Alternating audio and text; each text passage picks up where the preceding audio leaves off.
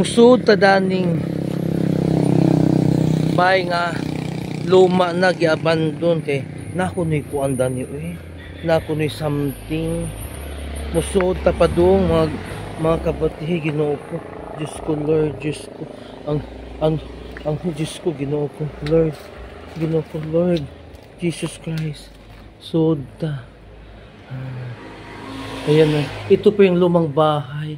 Kasi pag gabi daw to may lumalabas daw na kanang white lady. Ayan po, may lumalabas daw dito na white lady pag gabi. Sabi na yung kapitbahay ko. Ayan po yung sa taas. So, lumang luma na talaga. Ayan. Ayan. Nakakatakot naman. Sayang na yung bahay. Walang nakatira. Kasi ano na daw. Luma na kasi. Ayan po. Ayan doon sa itaas. May hagdanan pa naman. Tabi-tabi. Tabi, ayan. Click on pa yung kahodya. Ginoo ko. Diyos ko. Ayan po.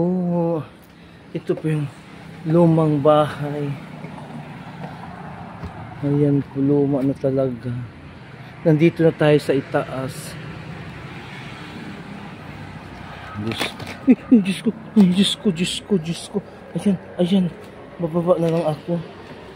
Diyos ko, Diyos ko, Diyos ko, Lord.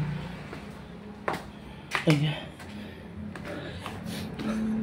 Dito tayo sa labas. Ayan. Yung CR nila dati. Ayan. Ayan po. Labas na tayo. Buti na lang nakalabas ako. Diyos ko, ano ba yun? Parang nakakatakot naman yun. Diyos ko. Diyos ko.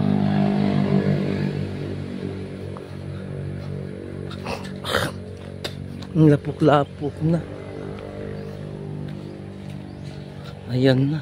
Kasi maulan talaga dito. Pauwi na po tayo.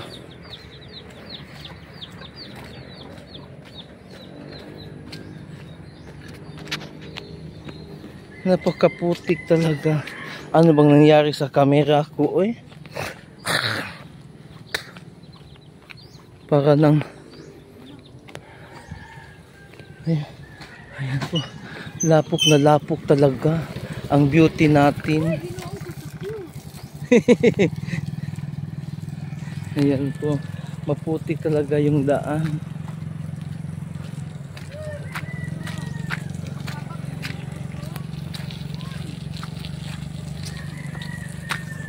Habulin natin.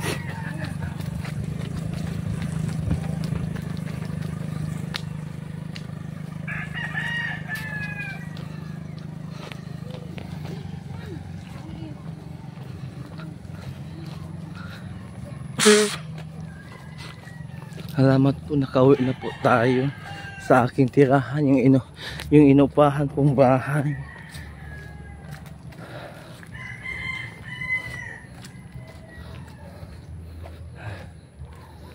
Salamat po. Ay, nakarating na po ako. Diyos ko. Kakatakot naman doon. Kasi madaling araw na ngayon.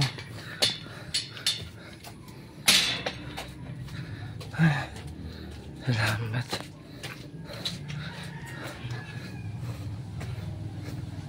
Nakauwi rin.